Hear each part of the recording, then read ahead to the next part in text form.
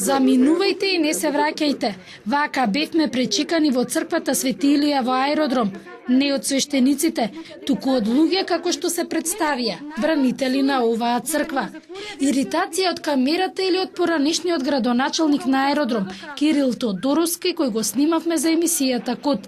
Додека ја снимавме неговата изјава во дворот, немаше проблем, но кога замина градоначалникот да запали свеќа, а нашата камера да го снима, почнаа проблемите.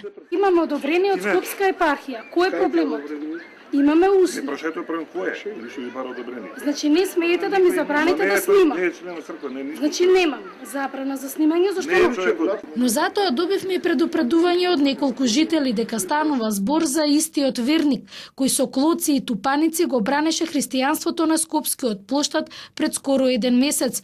Во црквата официјално нема свештеник, бидејќи таа се уште не е осветена. Служат попови од црквата Свети Димитрија. Оттаму не сакаа во камера да зборуваат, бидејќи не биле надлежни да дадат изјава, но се извинија за денешниот инцидент. Велат, служиме кога има празник.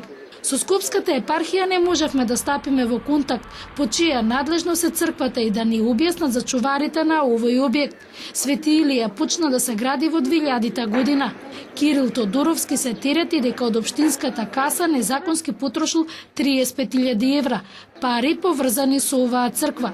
Тодоровски се брани дека не ги допрал парите, но денеска не ја допре ни црквата.